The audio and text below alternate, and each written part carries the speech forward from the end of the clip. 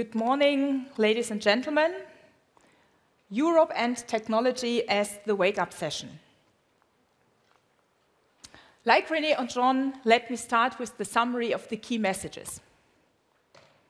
First, this year, in 2012, we have performed against the historic track record of DT's business segment Europe. We have reduced the historic revenue decline organically. We improved our competitive position in the majority of our markets, and we have also improved the operative ROCE of the segment, despite a well-known tough environment. Our focus is to ensure sustainable cash. Our aspiration is to return to underlying revenue growth by 2014, and the main growth areas are B2b ICT and mobile data. Our aspiration is also to reduce indirect costs by a transformation of our business model. And this is in particular about all IP transformation, e-company, further automation of processes, and technical services transformation. Our new leadership paradigm is to do meaningful things together, but only those, and to apply a differentiated steering logic according to the market position of the countries. Coming to the review 2010 to 2012. In 2010, targets were set for SEE and the T-Mobile countries. Europe as a segment didn't exist back then. We achieved most of them. In SEE, we have kept the market share stable, as well as the EBITDA market share, and we overachieved on OPEX reduction. We did not yet achieve the market leadership position in Poland and service revenue market share increase in Austria. But today, I do not want to do a country-by-country, 13-country review. I want to take the chance to explain to you how we improve, how we have improved already, are improving and will improve the performance of the segment more holistically and more fundamentally. I joined the executive board of Deutsche Telekom in October 2011 last year. After arrival, we did a business review. The result was that we need to enforce our commercial drive and apply a smarter steering logic. In the past, we had a strong focus on quarterly or even monthly EBITDA only. I put more emphasis on cash, on absolute revenues and cost, and with regard to the latter, on indirect cost. We strengthened the commercial functions. Practically speaking, as the most obvious measure, we implemented customer segment organizations across all NatCos and in my leadership team. Until end of this year, we have B2b accountables for business customers and consumer accountables in all NatCos and in my leadership team. Coming to the second part, we have reshaped Europe as a business segment. I should say we created it. And the main thing was to introduce a more holistic steering of the countries and stop functional micromanagement. And more holistically steering is via regular business-driven performance reviews with the countries. Also, we realized that we need to capture more synergies across the NatCos because somehow the parental advantage seemed unclear.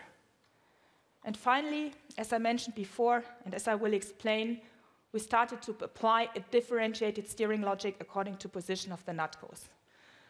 To show you some results around the commercial drive, this shows the year-over-year comparison without foreign exchange rates for the first 3 quarters. And as you can see, the revenue decline was reduced actually from 6.2% to 3.3%, in spite of a macroeconomic environment which is tough. Second part around the competitive drive, that chart shows our performance against competitors in the most relevant 11 markets. Left column is the year-over-year comparison for the third quarter last year. Then we had outperformed our competitors in 4 markets and underperformed in 7. A year later, 2012, Q3, year-over-year, outperformed in 8 markets and underperformed in 3. And as you have the material, you can see the details, country by country against competition on the right-hand side.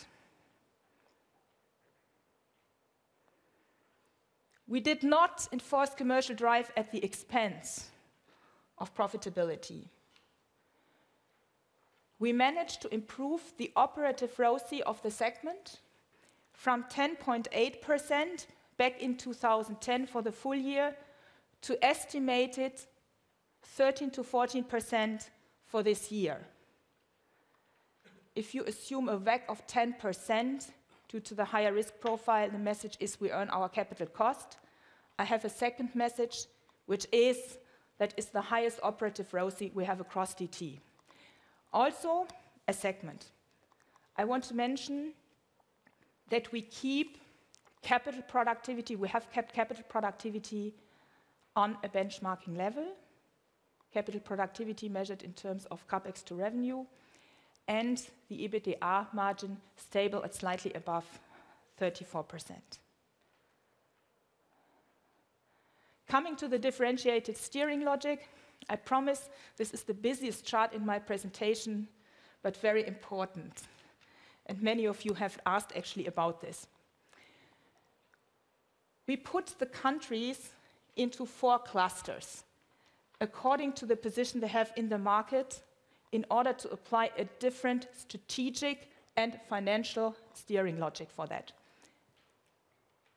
Cluster number 1 are the senior leaders, countries where we have a number 1 position, both in the fixed line and in the mobile business. The countries are Greece, Croatia, Hungary, and Macedonia. Those countries have historically the highest profitability. The purpose of those countries is to be the undisputed, most admired industry leader, the source of competitive advantage, like in Germany, is technology leadership. This is why in those countries, Greece, Hungary, and Croatia, we have rolled out LTE prior to competition, and this is why we are pushing all IP in Croatia and Macedonia. The strategic target is to conduct a business model transformation, which is increase the share of the growth topics, I will come to that, and really do the change of the delivery model, in particular the IP transformation. The main financial performance indicators are continue gross OPEX reduction, stabilize the top line, and increase quality of the blue ocean, the growth topics in the revenue share. I'm coming to the second group. We call them junior leaders with a challenge in mobile, Romania, Slovakia, and Montenegro. In these countries, we have a number 1 position in fixed, but a number 2 position in mobile with a larger gap to competition. The strategic direction here is to leverage the leadership position in fixed to improve the position in mobile, and for the fixed business, conduct a similar business model transformation as the leaders. The financial indicators are, of course, increasing the mobile share, increasing the FMC customer base, and also radical gross OPEX reduction. We have a third category, I'm now coming to the mobile-only countries, which we call the mobile runner-ups. The mobile runner-ups are those countries where we have a co-leadership or close to leadership position in the respective market. Poland and Czech Republic. The strategic direction is to go for leadership. Go for leadership. In Poland, overall leadership. In Czech Republic, mobile data leadership. Also here, we consider great networks are the source of competitive advantage. This is why we are proud to have the fastest network, for example, in Czech Republic. This is a lot around mobile data micro-execution. Don't have to tell you, micro-execution is a combination of smartphone portfolio, pricing, and sales channels, and innovation. And this is why we have in Poland, as you know, introduced the M-Wallet as the first commercial launch. The main KPI is revenue increase, mobile revenue market share overall, and mobile data revenue market share. And finally, we have the so-called smart attackers. Those are the countries, mobile-only countries, where we have a position number 2 or 3 with a bigger gap to competition. And here, the strategy is to really become an attacker. And by the way, that starts by getting an attacker mindset instead of an incumbent mindset, and by applying unconventional CapEx-light moves. This might include very far outsourcing, out-task managing services, and that can also include unconventional marketing measures. The purpose for those countries is to increase their enterprise value. And in particular, I'm looking at the overall top line and at the cash to reduce CapEx. So those are the 4 clusters, and as you see, they have different strategic priorities. Now, coming to the market, I will run quickly through that chapter, as I assume most of the facts are well known. It is clear that we are operating in Eastern Europe in a challenging macroeconomic environment. The chart on the left-hand side shows the GDP development in 2012. The outlook is more positive, but still probably challenging for a while. The right-hand side shows the development of the interconnection fees. And the important message here is that in our footprint in the European market, without Germany, the peak of the MTR cards is the next year. Yeah, so round about, as you can see, 1.3 billion market revenue will be taken out of the market.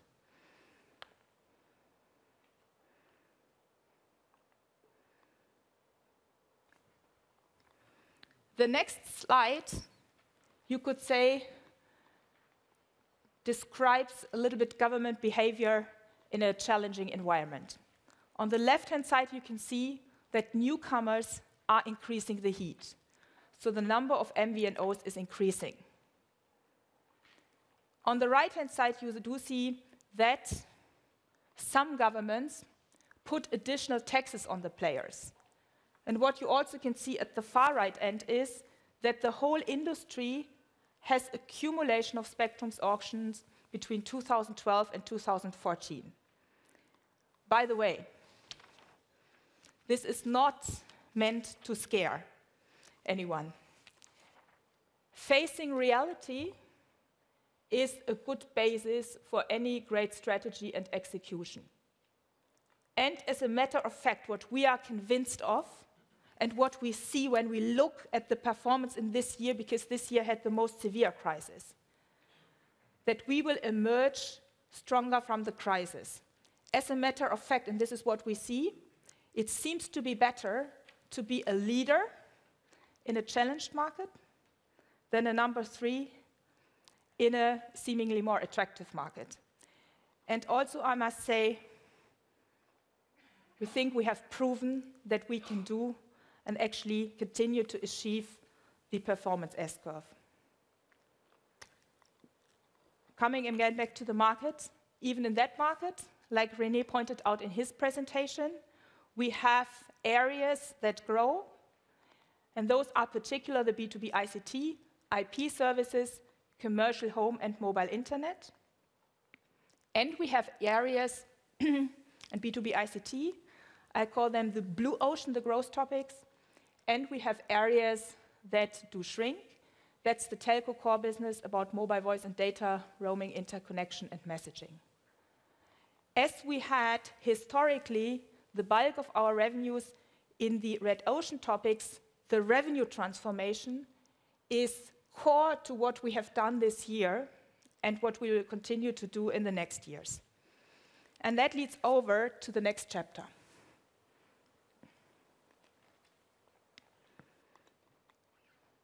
This chart summarizes our aspiration for the years 2013 to 2015.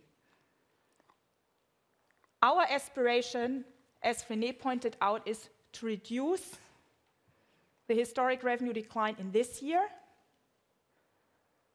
stop it after deduction of certain one-off effects in the next year, and then return to moderate growth in 2014. In order to get there, we need to grow in our growth topics. I repeat them again for us here: B2b ICT, mobile data, TV broadband. And then we have also something around adjacent industries like energy. We need to grow in these growth topics by 12.8%, which is significantly above market, to achieve a share of revenues of these growth topics of 28% by 2015. That's the revenue side. Coming to the cost side, our aspiration is to reduce the indirect cost by 6% to overcompensate potential direct cost increases associated with the revenue transformation. The latter will not be visible until after 2014, because as the interconnection fees get lower, we have overall also a net direct cost decrease of 2%. So you see, our aspiration has a revenue transformation target and a business model transformation target to address primarily the indirect cost. While overall, the target is to ensure a sustainable cash. To ensure a sustainable cash. That's the aspiration. How do we want to achieve this?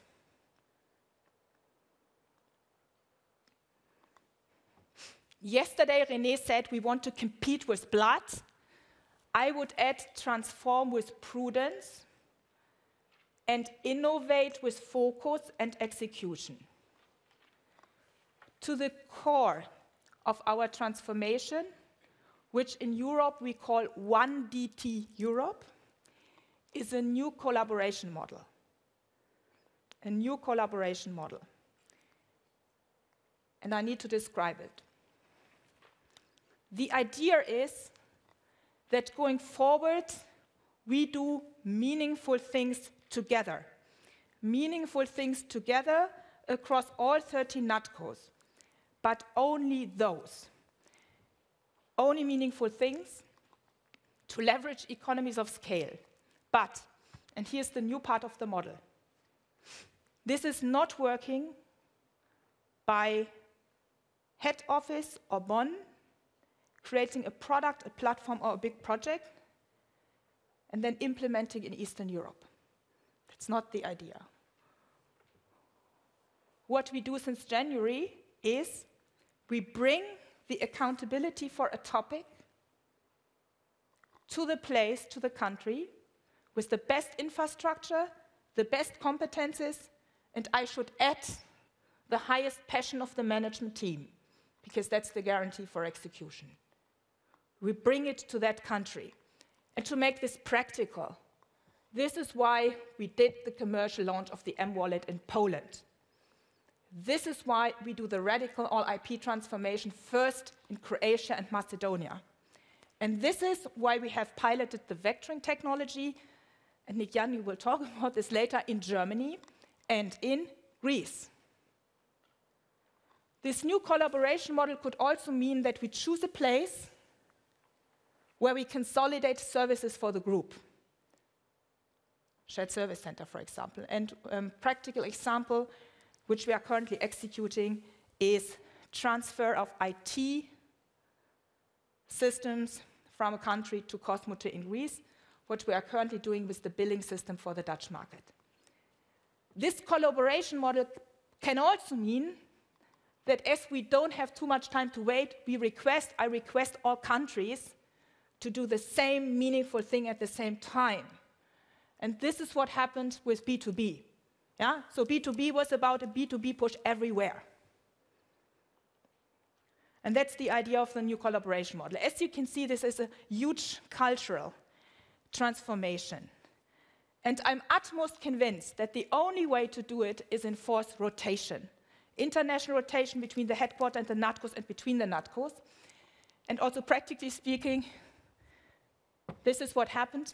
For example, in my management team, Elias Drakopoulos, a Greek person, is now leading the B2B segment, and Branka Skaramucha, HR from Croatia, is leading HR. We put the B2B head from Slovakia to Poland, and people from my team in CXO positions in the countries. Yeah? We need to enforce trust and collaboration, and I need more international leaders. That new collaboration model is the basis for getting the things done. And by the way, it was also the basis for achieving what I showed. Now I'm coming to the content topics. These 4 topics which you do see here are the main strategic topics we have chosen for Europe. First, the all-IP transformation, which is relevant for all the countries that have fixed-line business. Second, the B2b Big Bang, as I said, relevant for everyone, obligation to opt in. Third, mobile internet push and innovation excellence, also to be executed in all countries. And cost revolution and operational excellence, also relevant for everyone, but with the biggest potential in the leadership category. I would start with the all-IP transformation.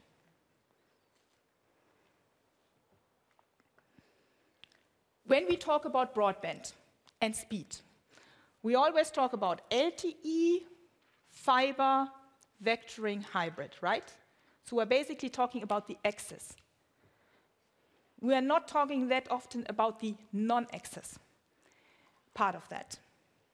But that's important, because if the traffic goes up by more than 5 times in the next years, by the way, which is more than likely, because experts estimate it will go up by more than 15% in the next years, the non-access networks of all operators will be challenged. Yeah? Challenged meaning only be able to cope with it at the expense of very high production costs because of the legacy systems. Reason is that in the world, fixed-line world we're living in here, you could compare it to a railway system on which you operate steam engines and electrical engines, old and new technology. The all-IP transformation is about getting rid of that. This chart shows one of the very important elements which we are now doing in Croatia and Macedonia.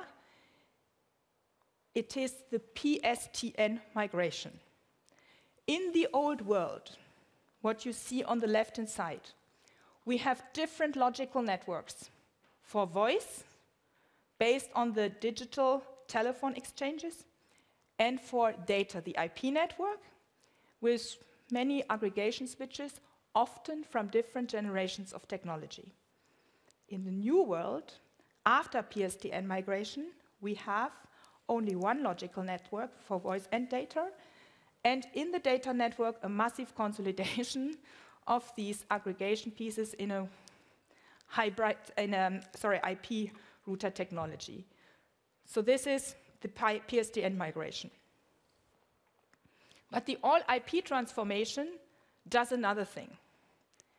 You can again see the transition from the old to the new world. One thing, as I said, we have different platforms for the different services classes: fixed voice, data, TV, mobile. But also, in the old world, you see there is no clear separation between those called OSS systems, which take care of the management of the network, and the so-called BSS systems, which take care for managing the customer-related services. As the result of that, most operators have very long innovation cycles for products. In the new world, we have retired these platforms, and we have a clear separation between BSS and OSS. Now, you might say, what is Claudia Nemat trying to tell us? We know this. This is all IP migration, so what is new? Et voilà.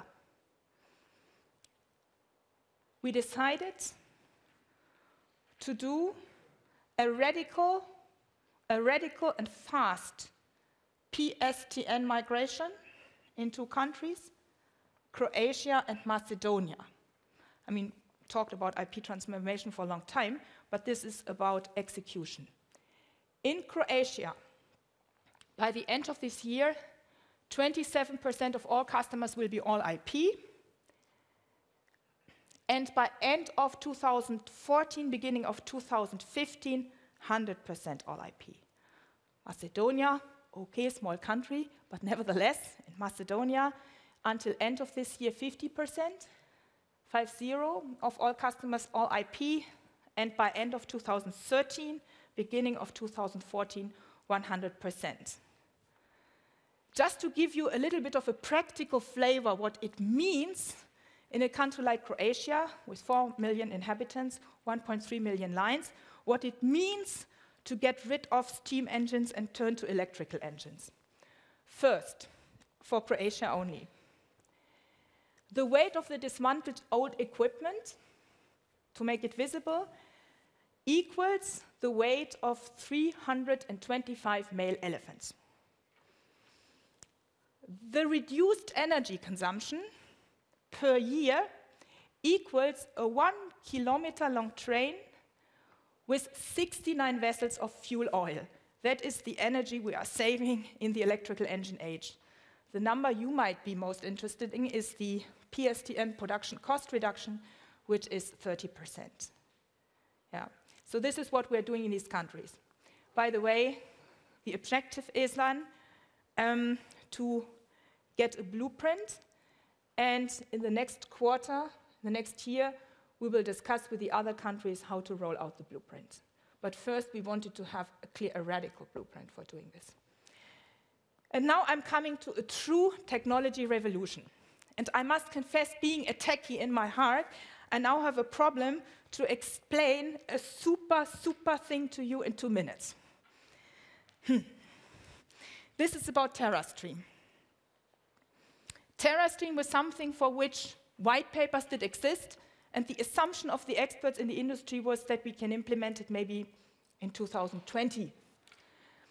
And I'm really proud of, we are really proud of, and Bruno, where's Bruno here? Bruno, my CTO here. We are really proud of being the first company in the world that with our Croatian daughter has successfully piloted TerraStream. We will show that to the world, to the press, next Monday in Zagreb. So who is interested, please watch that. But let me explain what it is and why it is so revolutionary. As part of the IP transformation, we consolidate IT to provision services to the customers in fewer nodes in the networks. And that makes it more efficient. The revolution about TerraStream is that this, in a very simplified version, moves into a cloud in a data center. This is about applying enterprise cloud mechanisms to the NT world. It moves into a cloud in a data center. Needless to say that you need redundancy, and needless to say that you need massive competences about security and enterprise cloud. And this is why we believe that on this front we are in the forefront, but not only in terms of thinking, but also in terms of execution, because this is what counts. And let me highlight what the benefit of this is once you get it. The benefit of TerraStream is instant provisioning of new services and change of features. Instant change of access features. The reduction of innovation cycles from 2 to 4 years to only a few months or shorter. Big advantage is complete elimination of latencies, because we create a real-time operating system. And for what is that important? When we really want to go in health applications, etc., in some of the more critical applications. And finally, I can tell you, I'm not going to talk about any specific number today, but what I can tell you, it is a radical cost advantage if you would do it at scale. Now, we are at a stage that we have piloted it. It works. And that was to be shown. I really believe it's a fundamental technology revolution, and I think for companies like ours, it's important that we can show we can do. So much about TerraStream. With the pilot in Zagreb, you will see it on Monday next week. I'm coming to the next topic. B2b Big Bang. Here the story is more basic. Focus, focus, focus, and execution. When I started last year, we realized that the NatCos had planned to reduce that business. So first message was, that is not the aspiration. We are going to grow the business. This year by 8%. It's planned to be grown by 18%. So first thing, focus and targets. Second thing, somehow low-brainer, but clear, establish accountabilities. Make sure that we have in every NatCo, as I said before, commercial leaders who know how to do the business.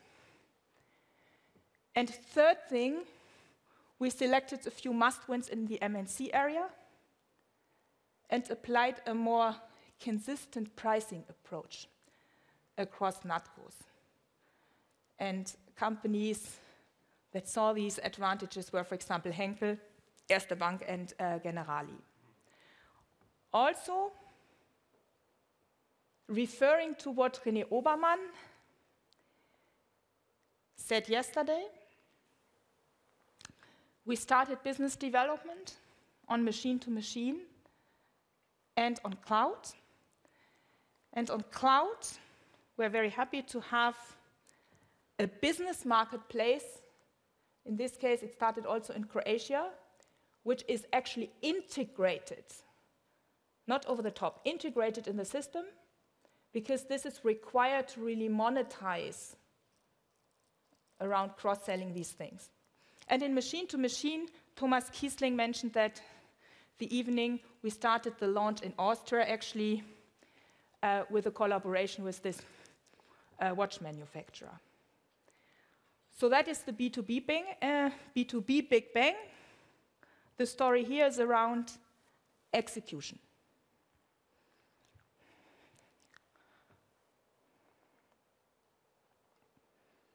Next topic, mobile internet innovation excellence. To the core of it, it's our strategy to continue LTE rollout across the NatCos. As of today, we have started LTE rollout in 4 NatCos: Greece, Croatia, Hungary, and Austria. And on average, we have an LTE coverage of 30%. The target is to roll it out to almost all other countries by 2015, with an average coverage of above 60%. I should say, when you remember the clustering, the investment priorities in technology also differentiate according to the clusters, yeah, logical. Main areas, leadership NatCos, mobile runner-ups. Yeah? What are the measures? One important thing here is to continue to achieve best-in-class portfolio and deals via our buy-in joint venture with our French friends, which, by the way, works very well, especially around the mobile device topic. The second topic is, again, outstanding micro-execution, as the Polish team has recently demonstrated, and this is a combination of competitive data, tariff portfolio, superior sales execution, and the right smartphone combination. And also, it is about adding new services. I mentioned the mobile wallet in Poland. Another topic, which we do in a partnership, is the music streaming, which René mentioned. We have two partners, Spotify in Germany and Deezer, for example, in Austria, which do basically the same. So that's the notion about the mobile internet push. It has to do, as I said, with the LTE and the networks, but then it's a lot about execution in the detail.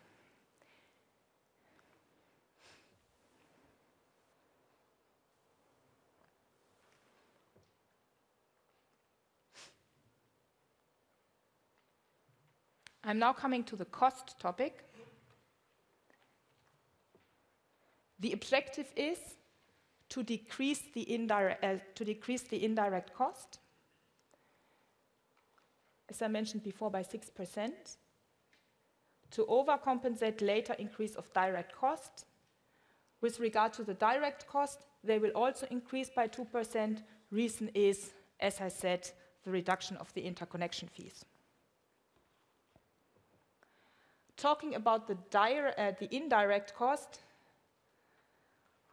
let me explain the key elements. One thing which is not on this chart, but nevertheless I want to mention, is regard to the OT group, because several of you asked me already yesterday. In Greece, in spring this year, the labor law got changed, which is the prerequisite for getting more flexibility. And as a result of that, we were able to introduce a voluntary exit scheme, most recently, which is very well received. I'm mentioning this because the fixed-time business of the OT group is a very important contributor to reducing the overall cost base. Now I'm coming to the topics which are relevant for all. Topic number 1 is the e-company transformation. For that topic, Hungary and again Croatia have agreed to be the forerunners. This has two components. The first component is to enforce automation and more collaborative non-linear working modes, and more practically speaking, to increase the online share in sales and service significantly by leveraging the experience from countries like the Netherlands or Germany, which are more advanced in that respect. The second topic is the technical services transformation. The biggest contributor here is Greece, and the main lever is to make sure that we put more and more requests in the first level support instead of sending people there all the time. And the second biggest lever is to make sure that when technical services people go somewhere, we can also leverage them for selling things. We will continue to work on the G&A. My pet topic here is called Stop Doing. So my team knows what I'm talking about. So basically, this is the Stop Doing piece. And we are working on decreasing our IT cost.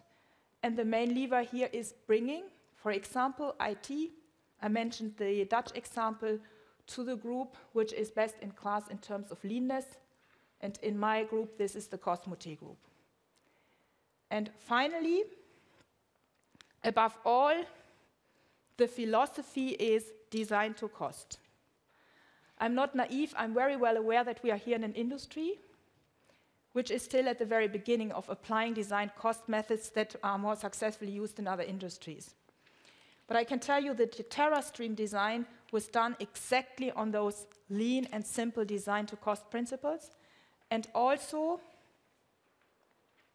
what we are now doing with our TV platforms is based on that principle. The design to cost principle leanness and simplicity is meant to be the overarching principle upon which we want to do the execution of the cost savings.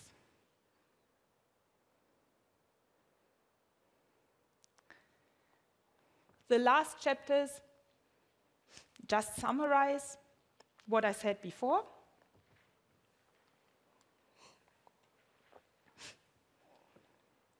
Revenue aspiration, again, return to underlying revenue growth by 2014, increase the share of the growth topics to 28% by 2015. I'm not going to repeat the cost chart because we just said it, but on CapEx. The story in Europe is not about increasing CapEx. The story is not about increasing CapEx. The story in Europe is about shifting CapEx, primarily, reducing CapEx in traditional areas significantly and overproportionally increase the CapEx for the growth areas, LTE, fiber, IP transformation.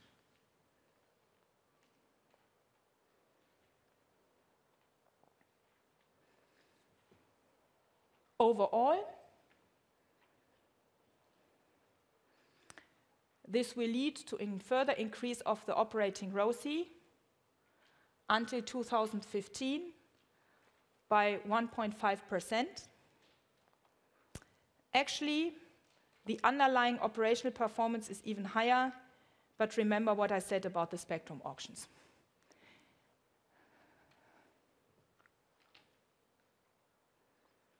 This leads to my final chart, the ambition level for 2015. In that presentation, you do see two parts. One is about the financials for the business segment Europe. The other one is about technology leadership. As I said, stable operating free cash flow, total revenue around about 14 billion, which is return to growth, return to underlying growth. Cumulated indirect OPEX reduction, 600 million, which equals the 6%. And operative ROCE further improving. Yeah? We want to be those who outperform on operative ROCE. Technology leadership, 2015, all IP migration executed in Croatia and Macedonia, and in all other countries launched along that logic. TerraStream pilot continued. I have to say that based on the results, we need to see how to scale that up. That at this point in time, I cannot say yet, because it's just a pilot, but we will scale up. And the other topic is BNG introduction. BNG is actually the technical term for the consolidation of the IT for provisioning customer services at certain points in the net. So this is the pre-step to TerraStream. This in Greece.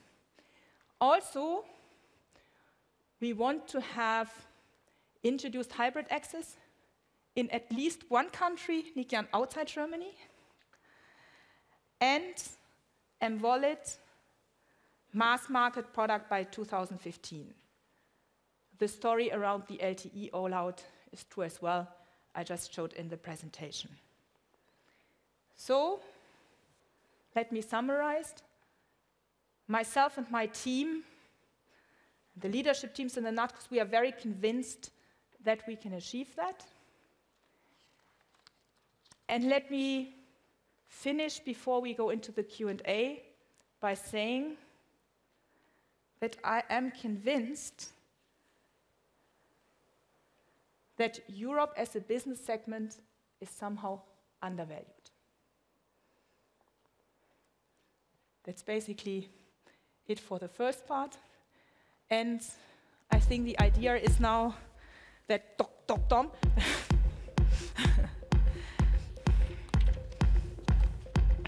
Ich würde dich vorstellen, ne? Thanks, Claudia. And we'll now start with a Q&A session. As I told you before, it is embedded in the presentation for the segments Europe and also for T-Systems. And I welcome Dr. Rentschler, the CFO of the segment, and Dr. Müller, who is the head of strategy in the segment. And without any further ado, I would just invite you to shoot away with your questions. I think we've got about 10 to 15 minutes time for that. Who wants to go first? Maybe Justin Vanel on the right-hand side. Thank you. Well, it's quite interesting. I mean, obviously, there's quite a lot of experimenting going on with the business model in Eastern Europe, in Europe. If you were to apply this to Germany, I mean, how much could you improve margins in the German business applying these processes, do you think? So I would say, Nick-Jan, we leave the questions to you. On the specific technology topic, Nick-Jan and Bruno will later explain the integrated network strategy in Germany in more detail. The all-IP transformation is also something, of course, which we do in Germany.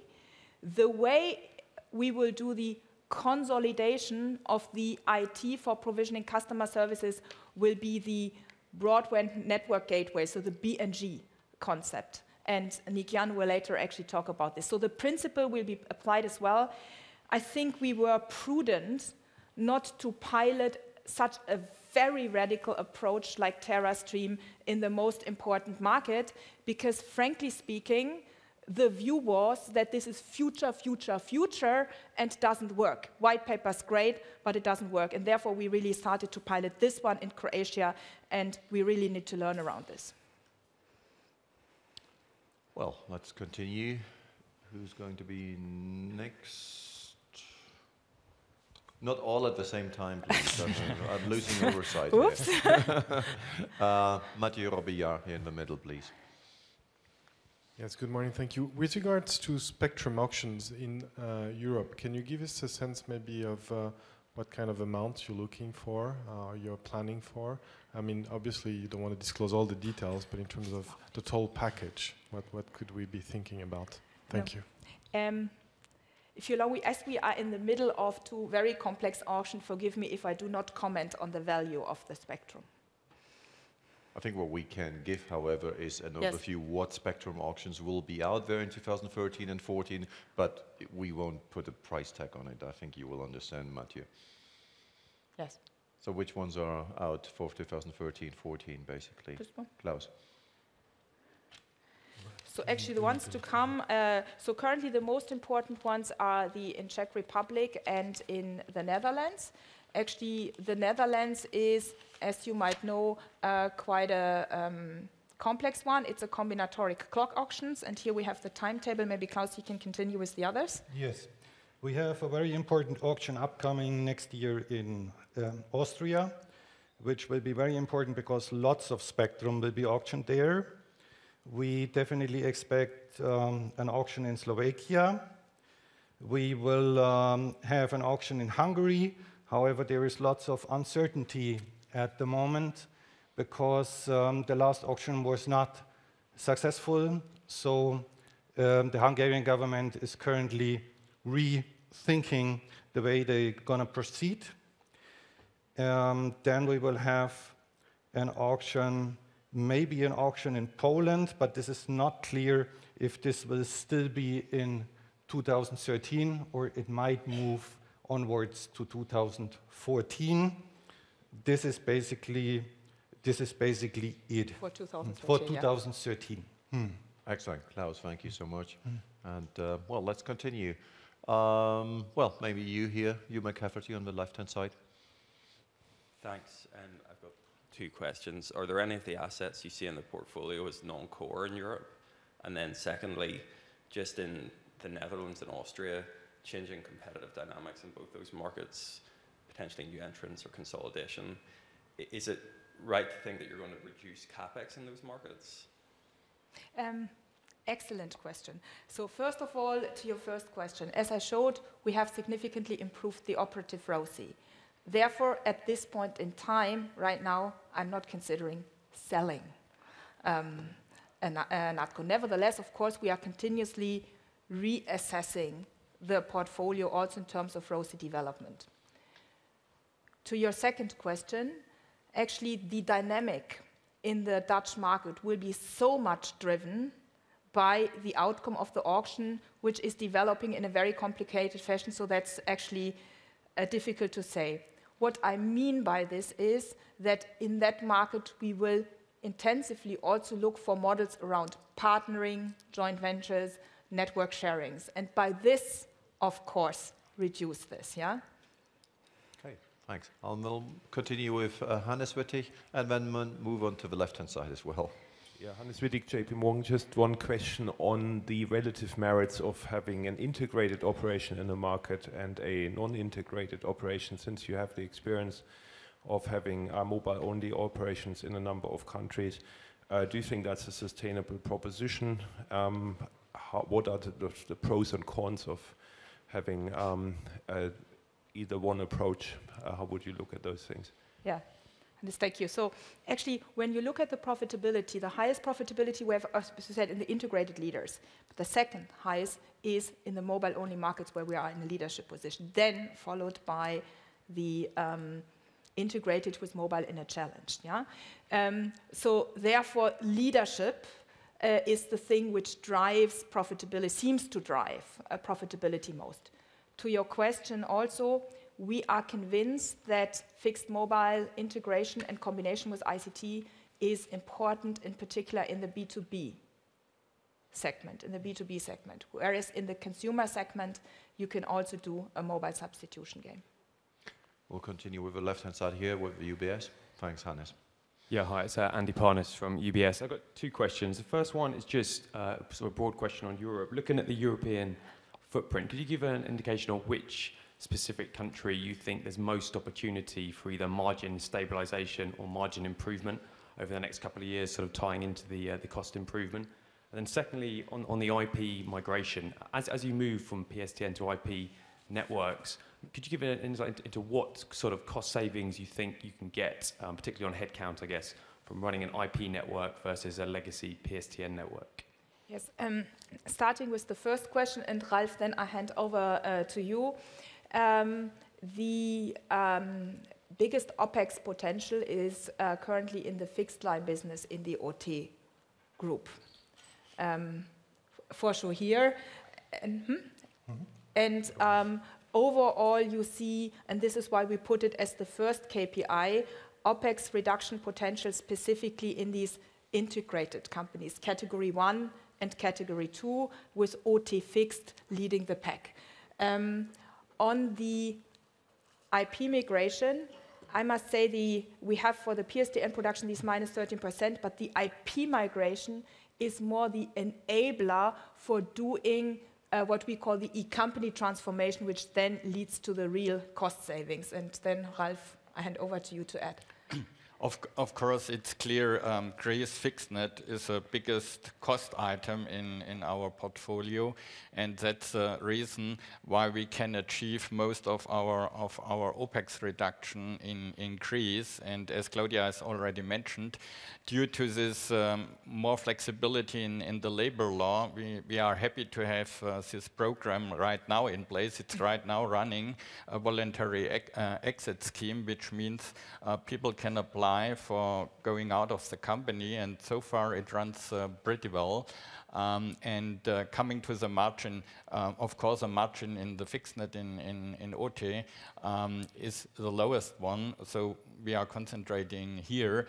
But this does not mean that in all the other countries, be it Hungary, be it Romania, we have also the same programs in place, because it's important to get the resources to invest into the market. So we need to transform this business model.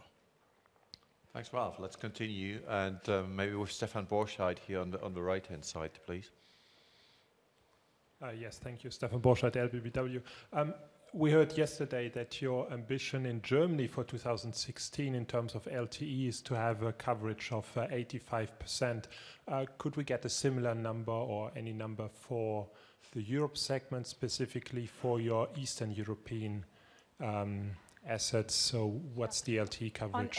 On average, as I said, 60% on average, with huge differences according to the countries. For example, we have already today in Cosmote a coverage of 45%, yeah, which is quite good for Greece. And in the priorities, we always want to, in the leadership countries, category 1, we want to be strong here. And of course, also in the mobile runner-up markets. But overall, it's the 60%. This for Eastern Europe or that's the for average. Europe as a whole? That's the average for Europe overall. Thank you. Thank you, Stefan. Maybe Ulrich without Germany, sorry, without Germany. So it's, to be precise, the 13 countries which I have, which are all the Eastern European countries plus the Dutch market. Ulrich. Thanks very much, Ulrich Harter, Jefferies. I have sort of 3 slightly disconnected questions. The first one is, you mentioned the ROCE improvements, so it's probably fair to say that the EBITDA margins have done quite well. To what extent do you think there's a contribution here of DT's units, but also the competitors hunkering down in difficult operating times and just trying to let the storm pass over their heads, and to what extent is it really the organic development, if you will? In particular, what's your thinking here about investing counter-cyclically in some of these markets, maybe to gain an advantage over slightly more constrained operators? And I suppose one has to differentiate that between the different categories of companies. The second question is with regards, very specific with regards to the special taxes in Hungary. Have you actually cut the CapEx budget on the special taxes? And the third one is with regards to the liquidity position in OTE and any news on the current divestment processes. Thank you. I do start with OTE, and then you can take the first question and you the second. Actually, in the OTE group, you know, we have made very clear that Deutsche Telekom is not acting as lender of last resort. And therefore, the management team has the key strategic task to ensure refinancing. And the key measures on that one is to ensure a sustainable operating free cash flow, which the OTE group has. Actually, it has a strong cash position as the result of that.